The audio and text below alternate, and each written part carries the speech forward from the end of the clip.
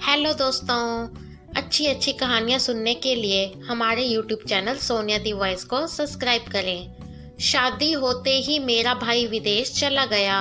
मेरी भाभी हर दिन मुझसे मोटी मोमबत्तियाँ मंगवाती थी। आखिर वह इस मोमबत्ती का रोज रोज क्या करेगी, जबकि मेरी भाभी को इस घर में आए अभी 2 दिन ही हुए थे। जब से मेरे भाई गए हैं, मेरी भाभी मुझसे हर दिन एक बड़ी मोमबत्ती मंगवाती है, जिसे वह शाम को अपने कमरे में ले जाती है।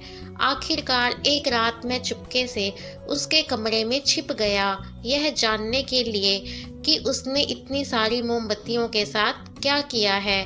दोस्तों, इस कहानी के सभी पात्र और घटनाएं काल्पनिक हैं। इसका किसी भी जीवित या मृत व्यक्ति से कोई भी संबंध नहीं है, और अगर इत्तेफाक से संबंध होता भी है तो वो एक संयोग समझें। इस कहानी का उद्देश्य आपको शिक्षा देना ही है। कुछ देर बाद भाभी कमरे में आई और दरवाजा बंद कर दिया। मैं हाल ही में अपनी भाभी से बहुत दूर रहने लगा हूँ, क्योंकि मैं नहीं चाहता था कि वह मुझे दोबारा वही काम दे जो मैं नहीं करना चाहता था। इसीलिए मैं भाग गया। लेकिन आज उन्होंने मुझे देखा और कुछ काम के बारे में बताया। मैं ये काम नहीं करना चाहता था। मैं स्थानीय किराने की दुकान पर गया। मेरी भाभी ने मुझसे कुछ ऑर्डर किया जो मैं नहीं लाना चाहता था, क्योंकि अब दुकान का मालिक भी मुझ पर हंसने लगा था। लेकिन मैं कैसे मना कर सकता था। माँ ने यह भी कहा था कि अगर तुम्हारा भाई घर पर नहीं है या तुम्हारी भाभी कुछ ऑर्डर करे तो मना मत करना। इसीलिए मैंने उनकी हर बात पर विश्वास किया। जैसे ही दुकानदार ने दुकान खोली, मैं आया और कहा कि एक बड़ी मोमबत्ती जो सबसे मोटी हो दे दे। दुकान के मालिक ने हंसते हुए कहा, तुम हर दिन इतनी सारी मोमबत्तियों का क्या करते हो? आपने इन्वर्टर क्यों नहीं लगवा लिया? क्या आप लाइट बंद होने पर भी मोमबत्ती जलाकर काम करते हैं? आज मुझे थोड़ा गुस्सा आया और मैंने उससे कहा, भाई मुझे मेरा सामान दे दे, मुझे भी काम करना है। मैं उससे यही कहना चाहता था कि उसे अपने काम से काम रखना चाहिए। उसका काम सामान बेचना है। मैंने मोमबत्ती ली और घर चला गया। मेरी भाभी वहीं खड़ी होकर इंतजार करने लगी। मेरी भाभी बहुत खूबसूरत थी। वह ना सिर्फ गोरी थी बल्कि बेहद खूबसूरत भी थी। हर कोई यह देखकर कहता, वह कितनी सुंदर है। फिल्म की हीरोइन भी ज्यादा खूबसूरत नहीं है। जब मेरी माँ ने इसे देखा तो उनका पहला विचार यह था कि मैं अपने बेटे की उससे शादी करूंगी। भाभी अपने परिवार में इकलौती थी। भाभी ने मेरे हाथ में मोमबत्ती देखी तो बहुत ज्यादा खुश हो गई। उन्होंने खुशी खुशी मेरे हाथ से मोमबत्ती ले ली और उसका अंदर से वो धागा निकालकर वहीं फेंक दिया और मोमबत्ती को लेकर अपने कमरे में चली गई। शाम हो चुकी थी। वो शाम के बाद कोई काम भी नहीं करती थी, अपने कमरे में अकेली बैठी रहती थी। माँ कहती थी कि शायद इसको अमन बेटा फोन करता होगा। बेचारे की अभी अभी शादी हुई है और दोनों अलग हो गए हैं। शादी पर बहुत ज्यादा खर्च हो गया था, इसीलिए उसे वापस जाना पड़ा। लेकिन कोई बात नहीं, 1 साल में वापस आ जाएगा। मेरी बहू का दिल तो दुखता ही होगा। मेरी माँ मेरी भाभी पर फिदा थी। माँ को उनमें कोई गलती नजर नहीं आती थी। यह बात बड़ी अजीब और अनोखी थी कि मेरी माँ एक सास होकर भी मेरी भाभी से इतना प्यार करती थी। मेरी भाभी भी सबके साथ अच्छे से रहती थी, लेकिन शाम को हमेशा अपने कमरे में चली जाती। मुझे आश्चर्य हुआ, अगर मोमबत्ती जलानी ही थी तो धागा क्यों हटाया गया? इसके बिना यह नहीं जलेगी। मुझे कुछ समझ नहीं आ रहा था। मैं हमेशा बहुत परेशान रहता था। स्टोर का मालिक हमेशा मेरा मजाक उड़ाता था। घर में लाइट जाती थी और मोमबत्ती को लाइट के लिए इस्तेमाल किया जाता है। इसका मतलब कि भाभी भी यही करती थी। मैं इसकी वजह से बहुत ज्यादा तंग आ चुका था। इसी बीच दीपावली भी आ गई और हम लोगों ने दीपावली भी मना ली। मैंने एक तरकीब निकाली। मैंने कुछ पैसे एडवांस देकर इन्वर्टर खरीद लिया और अपने घर में लगा दिया। माँ ने मुझसे कहा, तुमने अपने पैसों से घर में कोई चीज मंगाई है? तुम भी अपने बड़े भाई की तरह ही हो। वो भी अपने बारे में बाद में सोचता है, पहले हमारे बारे में सोचता है। तभी तो बेचारा इतनी जल्दी वापस चला गया। अभी तो उसकी शादी हुई थी, लेकिन उसकी बीवी बहुत अच्छी है, कभी कोई शिकायत नहीं करती। मुझे यकीन था कि अब भाभी मुझे वो काम नहीं देगी, लेकिन मैं तो हैरान रह गया जब अगले ही दिन भाभी ने मुझे पैसे दिए और कहा, मेरे लिए मोमबत्ती लेकर आना। कल भी तुम लेकर नहीं आए। मैंने कहा, भाभी अब आपको इसकी क्या जरूरत है, अब तो इन्वर्टर भी लग गया है। इस बात पर वो शांत हो गई। खैर, जो मैं नहीं चाहता था मुझे वही करना पड़ा। एक दिन मैंने भाभी से पूछा कि इसका क्या करती हो आप? इस बात पर वो हंसने लगी और कहने लगी, मैं रात को खिड़की खोल दूंगी, तुम खुद ही देख लेना मैं इसका क्या करती हूँ। मैं हैरान रह गया था। मेरी भाभी बहुत ही ज्यादा अजीब थी, लेकिन उनका साथ उतना अच्छा नहीं था। एक दिन भाई का फोन आया और वो माँ से कह रहा था कि लगता है आप लोगों ने मेरी बीवी को बहुत ज्यादा प्यार से रखा हुआ है, उसको मेरा कोई ख्याल ही नहीं है। मुझे फोन नहीं करती, मुझसे बात नहीं करती। पर माँ ने कहा, वह तो शाम को सारे काम वगैरह खत्म कर देती है और कहती है कि मैं रूम में जा रही हूँ तुमसे बात करने के लिए। तुम यहाँ पर रहते नहीं हो तो बात करके ही गुजारा हो सकता है। मेरा भाई इस बात पर हैरान था। उसने कहा, नहीं ऐसा कुछ नहीं है, हम लोग बात तो करते हैं, लेकिन वह मुझे इतना वक्त नहीं देती। उसने बात को घुमा दिया। मेरी माँ को भी शक होने लगा था। मेरी माँ ने उसके बाद से मेरी भाभी को रात का खाना बनाने का काम दे दिया और कहती, रात का सारा खाना तुम्हें बनाना है। और उसके बाद खाने के बर्तन भी धोने थे, जिसमें काफी वक्त लग जाता था। रात के 10 तो बज ही जाते थे। हमारे घर में खाना देर से खाया जाता था। भाभी ने 2 दिन तक तो यह काम किया, उसके बाद वो परेशान हो गई। उन्होंने कहा, मैं यह काम नहीं करूंगी।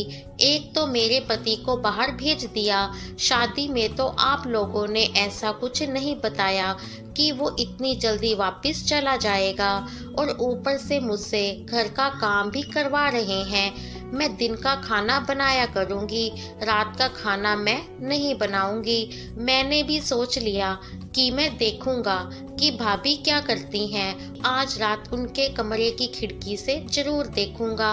मुझे तो ये अच्छा ही नहीं लग रहा था, क्योंकि रात का वक्त था। मम्मी तो मुझे ना जाने क्या क्या बातें सुनाती। एक तो उसका पति घर पर नहीं है, तू कौन होता है रात के टाइम उसके पास जाने वाला। मैंने आसपास देखा तो कोई भी नहीं था। फिर जब मैं खिड़की के पास गया तो खिड़की बंद थी, लेकिन अंदर से अजीबोगरीब किस्म की आवाज आ रही थी। ऐसा लगता था कि भाभी को दर्द हो रहा था। मैं हैरान था कि भाभी ऐसा क्या कर रही थी। वो तो कह रही थी कि वो खिड़की खोल देंगी, लेकिन उन्होंने खिड़की नहीं खोली और मैं वहां से वापस चला गया। सुबह मैंने भाभी से कहा, आपने खिड़की क्यों नहीं खोली? तो उसने कहा, अच्छा तुम देखने चले आए, मैं तो मजाक कर रही थी, तुम मेरे कमरे में झांकोगे? मैं शर्मिंदा हो गया। मैंने कहा, नहीं, मैं भी मजाक ही कर रहा था, मैं नहीं आया था। इस बात पर वो भी हंसने लगी और कहने लगी, कोई बात नहीं, मैं खिड़की खोलना भूल गई थी। मुझे कुछ समझ नहीं आता कि उनका मूड का पता नहीं चलता। कभी कोई अजीब सी बात कर देती थी और कहती थी कि मैं मजाक कर रही हूँ, और कभी सीरियस में भी अजीब सी बातें कर देती थी और कहती थी कि मैं मजाक नहीं कर रही। मेरी माँ को भी मेरी भाभी से तकलीफ होने लगी। उनकी हरकतों पर गुस्सा आने लगा था, जबकि मोहल्ले वाले कहते थे कि बड़ी किस्मत वाली हो, इतनी खूबसूरत चांद जैसी बहू मिली है। मेरी माँ कहती थी कि खूबसूरती का अचार डालूं क्या, कोई गुण भी तो होना चाहिए। जबकि यही माँ थी जो पहले कह रही थी कि लड़की को खूबसूरत होना चाहिए ताकि सारे देखें तो देखकर ही जल जाएं। घर के काम तो आजकल की किसी भी लड़की को नहीं आते, शादी के बाद ही सीखती हैं। लेकिन अब मेरी माँ का नजरिया बदल गया था। भाई यहाँ पर नहीं था। अगर उन्हें पता चल जाता कि इस तरह की हरकतें हो रही हैं तो वो भी हैरान होते और परेशान भी। अगले दिन मैं फिर इंतजार कर रहा था कि आज खिड़की खुली होगी, लेकिन आज जब मैं जाने लगा तो मेरी माँ ने मुझे देख लिया। उन्होंने कहा, इस तरह किधर जा रहा है? मैंने कहा कि वह मेरे दोस्त का फोन आया है तो मैं आंगन में जा रहा हूँ। उन्होंने मुझे डांटना ही शुरू कर दिया। खैर, मैं माँ के सामने ही वापस कमरे में आ गया, लेकिन थोड़ी देर बाद फिर से मैं चला गया। लेकिन इस बार फिर से खिड़की बंद थी और वही आवाजें आ रही थी। अब मैंने गौर से सुना, वो ऐसी आवाजें थी जैसे भाभी तकलीफ में हो। क्या वो भाई की याद में रो रही थी? लेकिन वैसे तो उनकी हरकतों से ऐसा नहीं लगता था कि उनको भाई की याद आती है। भाई कहते थे कि मुझसे ठीक से बात भी नहीं करती है, फिर आवाजें क्यों आ रही थी? आज तो मैं बड़ा परेशान हो गया था। अगले दिन मैंने भाभी से उसके बारे में कोई जिक्र नहीं किया। वह शायद मेरे साथ मजाक कर रही थी। रोज कह दी कि मैं खिड़की खोल दूंगी, लेकिन खिड़की खोलती ही नहीं थी। इसलिए मैंने सोच लिया कि मैं ये सब कुछ अपने दिमाग से निकाल दूंगा। एक दिन भाई का फोन आया और उन्होंने कहा कि वो 3 महीने के लिए आएंगे और उनके आने में ज्यादा दिन भी नहीं है, क्योंकि उनको छुट्टियां मिल रही हैं। यह बात सुनकर हम सब खुश हो गए, लेकिन भाभी की शक्ल देखकर ऐसा लगता था कि वो बहुत ज्यादा परेशान हो गई है। उसके चेहरे पर बिल्कुल भी खुशी नहीं थी। उन्होंने कहा, कुछ भी नहीं होगा, छुट्टियां नहीं मिलेंगी, उधर ही काम करेंगे, और काम नहीं करेंगे तो पैसे कहाँ से आएंगे? मेरी माँ ने सीधा कह दिया, तुम्हें तो खुश होना चाहिए कि तुम्हारा पति वापस आ रहा है, तुम्हें काम और पैसों की पड़ी हुई है। तो मेरी भाभी ने उल्टा जवाब दिया और कहा कि ऐसे पैसे नहीं आएंगे तो घर कैसे चलेगा? माँ कुछ बोलने लगती, लेकिन मैंने माँ को चुप करवा दिया। माँ अपने कमरे में चली गई। मेरी भाभी छोटी छोटी बातों पर ताने देने लगी। मैं भाभी से दूर रहता था, अपने काम से काम रखता था। अब जब वो मुझसे कुछ मंगवाती तो मैं लाकर दे देता। एक दिन मैं अपना फोन लेकर उनके कमरे के पास से गुजर रहा था। रात का वक्त था जब उन्होंने मुझे इशारा किया और मैं कमरे के अंदर चला गया था। मैं समझा कि वो मेरे साथ मजाक कर रही हैं। मैं वापस जाने लगा, लेकिन जैसे ही जाने लगा मेरे कदम रुक गए, क्योंकि उन्होंने कमरे की खिड़की खोल दी थी। मैं यह मौका नहीं जाने देना चाहता था। अब मेरे मन में उसके लिए बिल्कुल भी सम्मान नहीं था। वो अक्सर अपनी माँ से बहस करती थी और मुझे ये सब पसंद नहीं था। मैं चलता रहा और जो कुछ हो रहा था उसे देखकर पूरी तरह से आश्चर्यचकित था। खिड़की खुली थी और कमरे में तेज रोशनी थी। जब मैंने देखने के लिए अपनी गर्दन अंदर की तो मैं सामने का मंजर ठीक से नहीं देख सका। उसके बाद जब मैंने देखा तो मैं हैरान रह गया। मेरा दिमाग खराब हो गया। मेरी भाभी ने एक मोमबत्ती जलाई, उसे पिघलाया और अपने चेहरे और हाथों पर लगाया तो मुझे समझ आया कि दर्द क्यों हो रहा है। वह बहुत अजीब लग रहा था। उन्होंने भी मुझे देख लिया कि मैं अंदर झांक रहा हूँ और मेरी तरफ देखकर अजीब तरह से देखने लगी। मुझे डर लगने लगा और मैं वहां से चला गया। सुबह जब ये बात मैंने भाभी से पूछी कि आप ये क्या कर रही थी, तो उसने कहा कि तुम्हें क्या लगता है मैं इतनी खूबसूरत हूँ? क्यों हूँ? क्योंकि मैं रोज रात को अपने चेहरे पर मोमबत्ती लगाती हूँ।